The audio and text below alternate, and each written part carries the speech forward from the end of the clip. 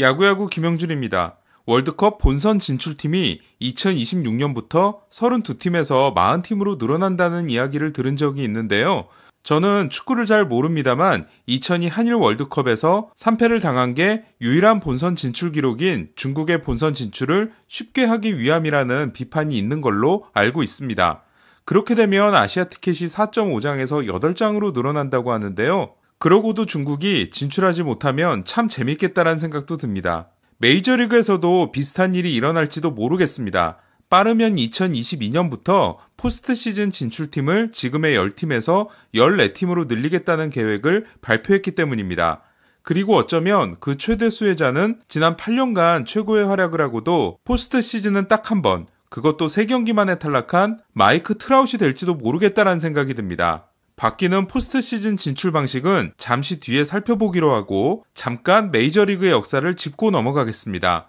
메이저리그의 시작점을 보는 의견은 크게 두 가지입니다. 하나는 내셔널리그가 창설된 1876년을 메이저리그의 시작으로 보는 겁니다. 다른 하나는 내셔널 어소시에이션이 창설된 1871년을 메이저리그의 시작으로 보는 겁니다. 공식 홈페이지와 베이스볼 레퍼런스의 기록이 일부 다른 이유는 레퍼런스가 내셔널 어소시에이션의 기록도 포함시키고 있기 때문입니다. 일례로 공식 홈페이지에서는 캡 앤슨의 안타수가 3011개인 반면 레퍼런스는 내셔널 어소시에이션 시절의 기록이 포함된 3435개입니다.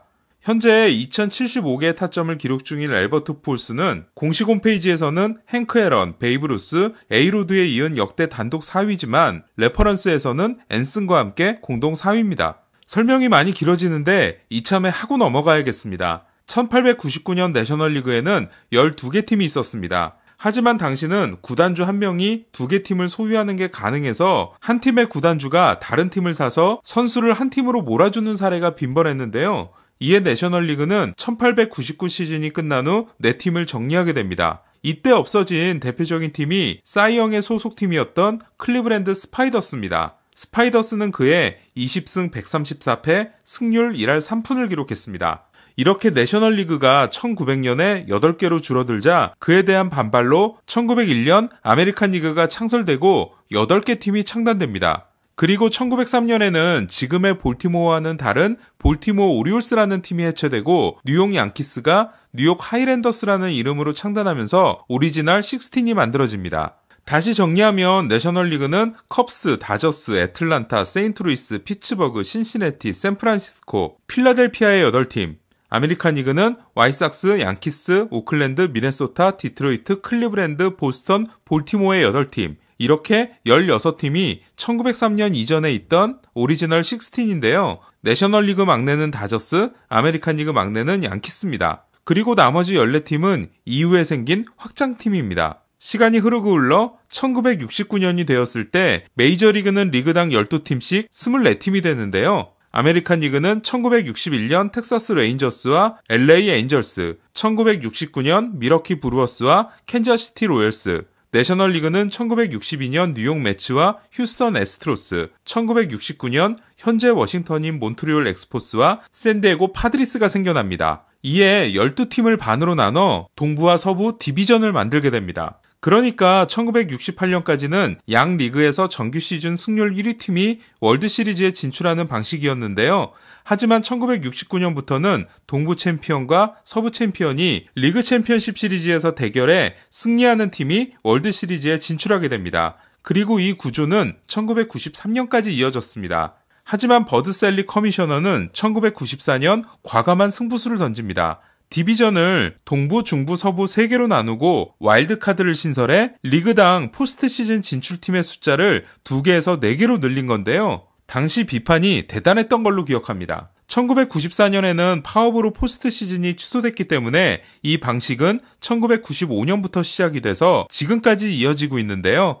2012년 와일드카드가 2장으로 늘어나 지금은 양리그에서 5팀씩 10팀이 포스트 시즌에 나서고 있습니다. 문제는 그럼에도 여전히 포스트 시즌 진출 숫자가 다른 리그보다 적다는 건데요. 모든 플레이오프 경기가 단판 승부로 펼쳐지는 NFL은 32개 팀 중 12팀이 포스트 시즌에 나섭니다. NBA와 NHL은 30팀 중 절반이 넘는 16개가 진출하는데요. 얼마 전 베가스 골든 나이츠가 창단되면서 한 팀이 더 늘어난 NHL은 2021년 시애틀이 창단되면 32팀의 절반인 16팀이 나서는 구조가 됩니다. 지금보다 두 팀이 더 있으면 좋겠다고 말한 맨프레드 커미셔너가 하고 싶은 게 아마 32팀 중 16팀 진출일 겁니다. 현재 10팀이 14팀으로 늘어나는 새로운 포스트 시즌의 방식은 다음과 같습니다. 먼저 양 리그의 승률 1위 팀은 디비전 시리즈에 직행합니다. 그리고 나머지 지구 우승팀 2개와 와일드카드 1, 2, 3, 4위 도합 6팀이 3전 2승의 와일드카드 라운드를 치릅니다. 여기에서 승리해야 디비전 시리즈에 올라가게 되는 거죠.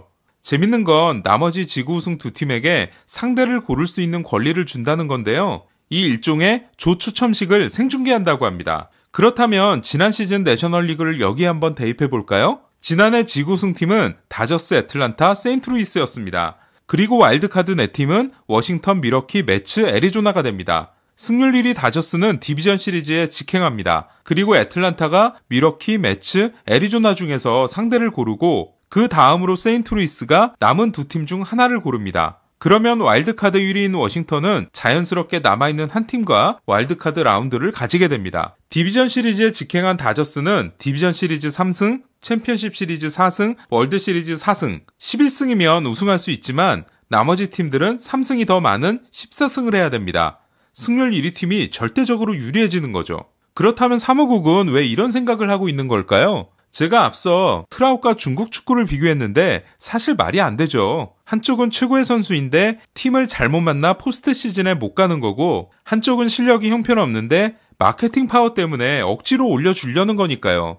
저는 메이저리그의 포스트 시즌 진출팀의 확대를 단순히 플레이오프 경기를 많이 해서 돈을 많이 벌기 위한 걸로 생각하면 안 된다고 생각합니다. 현재 메이저리그의 가장 큰 문제는 최고의 스타를 월드시리즈 최종전에서 찾아보기 어렵다는 데 있습니다. 반면 NBA는 당대 최고의 스타가 우승을 하든 준우승을 하든 대부분 그 시즌의 마지막 날을 장식합니다. NBA도 르브론이 파이널에 가지 못한 지난해 플레이오프 시청률이 크게 떨어진 걸로 알고 있습니다.